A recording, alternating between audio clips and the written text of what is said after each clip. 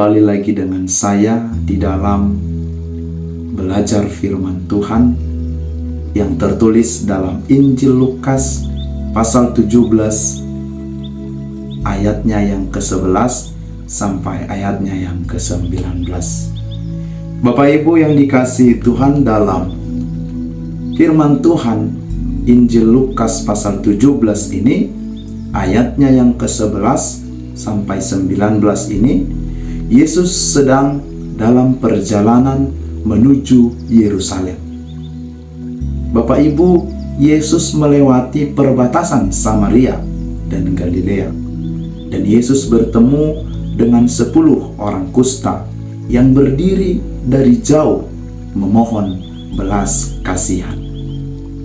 Yesus menyuruh mereka, Bapak Ibu, untuk pergi kepada imam-imam, dan dalam perjalanan menjadi tahirlah mereka.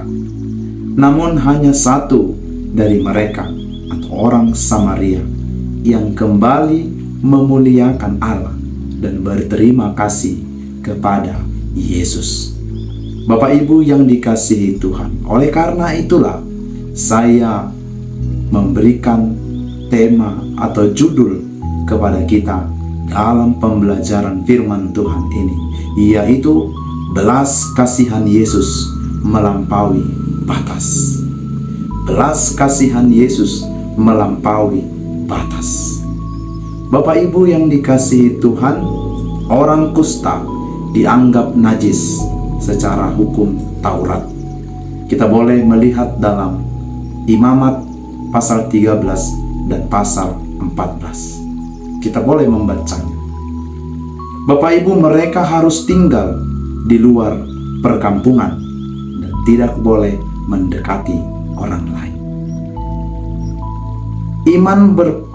Imam berperan penting untuk menyatakan seseorang telah tahir. Oleh karena itulah Bapak Ibu yang dikasihi Tuhan, Yesus menyuruh mereka untuk pergi kepada imam. Orang Samaria adalah kelompok yang dipandang rendah oleh orang-orang Yahudi karena perbedaan etnis dan perbedaan keyakinan. Dalam Injil Yohanes pun dicatat pada pasal 4 ayatnya yang ke-9. Maka daripada itu, kisah ini menggambarkan seturut dengan tema tadi yang saya berikan, belas kasihan Yesus melampaui batas sosial, batas etnis, dan agama. Bapak Ibu yang dikasihi Tuhan, kita melihat dalam ayat yang ke-13 ini permohonan iman yang tulus.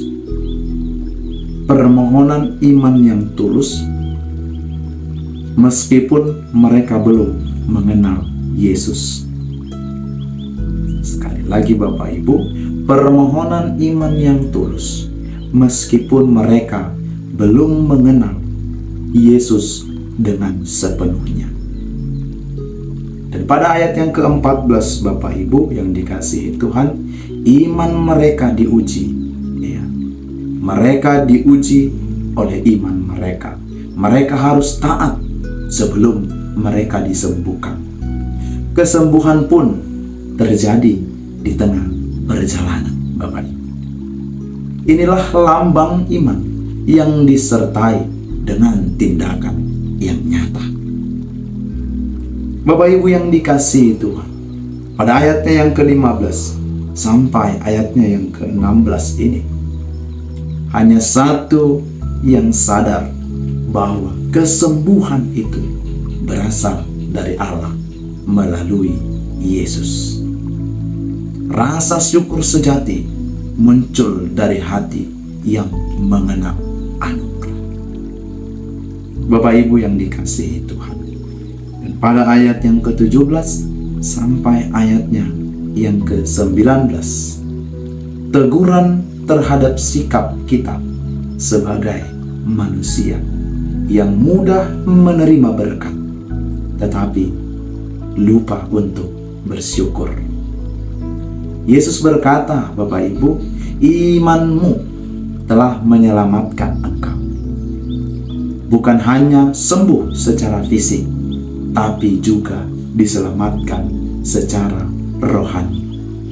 Bapak Ibu yang dikasihi Tuhan, Yesus berkuasa menyembuhkan dan memberikan keselamatan.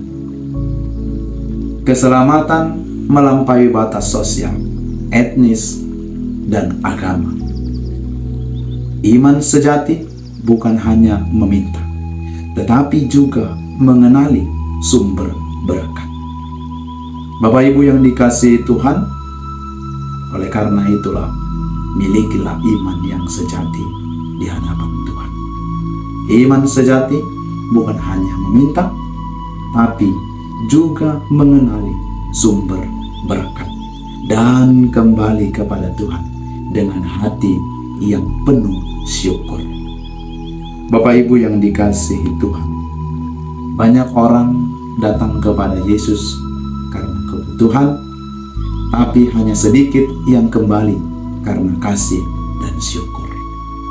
Sekali lagi, banyak di antara kita yang datang kepada Yesus karena kebutuhan, tapi hanya sedikit yang kembali karena kasih dan syukurnya. Kita diajak untuk tidak hanya mencari berkatnya, tapi juga mengenal pribadinya.